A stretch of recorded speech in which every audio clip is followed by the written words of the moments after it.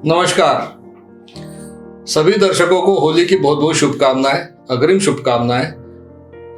आज हम चर्चा करेंगे होली का दिन। और इस दिन जो है, जैसे होली की रात है या दिवाली की रात है, तो ये इस दिन की गई पूजाएं या इस दिन किए गए उपाय ये वर्ष भर फल देते हैं, ऐसा माना जाता है। तो अभी इस वर्ष की होली में मैं आपको कुछ ऐसे उपाय बताता हूँ कि जिनके कुछ अड़े हुए काम हैं जो कई वर्षों से नहीं हो पा रहे हों, या बड़ी इच्छा हो व्यक्ति की कि ये काम हो जाए तो ज़्यादा अच्छा है। तो कुछ एक उपाय आपको आज के इस एपिसोड में मैं बता रहा हूँ। आप इन उपायों को करें और उसका लाभ उठाएं। जैसे कि हर प्रकार के सर्वार्थ सिद्धि के लिए, सारे कामों की सफलता के लिए आपको क्या करना चाहिए, होली की रात को जहाँ पर भी होली जल रही हो, आपके घर के आसपास जहाँ कहीं होली की व्यवस्था हो, और अगर नहीं हो रही हो तो घर में भी प्रज्वलित कर सकते हैं। लेकिन जलती हुई होली का, चूँकि पूजन के बाद ही होली जलाई जाती है रात को 11 साढ़े 11 बजे के बाद में, तो उसमें से आपको एक जलता हुआ अंगारा या एक जलती हुई लकड़ी आपको घर पर लाना है। घर पर आपकी तैयारी इस प्रकार से होनी चाहिए कि कुछ उपले या कुछ कंडे आपके पास में घर में पहले से ही एक कुंड में, एक हवन कुंड में आप इकट्ठा करके रखें। होली की रात को जलती हुई होली से एक अंगारा ला करके उसमें उसी अंगारे से अपने घर की होली को प्रज्वलित करें। घर के सभी सदस्य एक साथ इकट्ठे हों। अब उसके बाद में आपको क्या करना है कि 2 देसी घी में भीगी हुई लौंग, 1 बताशा, 1 पान का पत्ता, ये आपको चढ़ाना है उसके ऊपर। और उसके बाद में सभी लोग, घर के सभी सदस्य जो है, वो उस होली की बाएं से चलते हुए मतलब क्लॉकवाइज जो है 11 परिक्रमा कर लें उस हवन कुंड की। ये कार्य हो जाने के बाद में उस जलते हुए कुंड में आपको एक सूखा नारियल चढ़ा देना है। बस ये इतना करना है। और सवेरे उठ करके ये जो जितनी भी आपकी सामग्री है इसको डिस्पोज ऑफ कर देना है। घर में नहीं रखना है, उसको डिस्पोज ऑफ करते हैं। अगर उसको बहते हुए पानी में अगर आप प्रवाहित कर सके तो बहुत अच्छा, और नहीं तो उसको कहीं जंगल में उसको डिस्पोज कर सकते हैं या किसी वीरान स्थान में।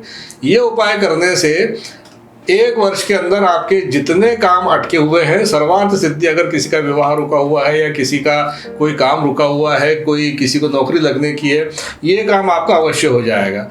अगर किसी व्यक्ति का मकान नहीं बन पा रहा है तो ऐसे व्यक्ति को होली के दिन खड़ी उड़द, काली उड़द की खिचड़ी बनाना है चावल के साथ में, लेकिन उसमें खड़ी उड़द होना।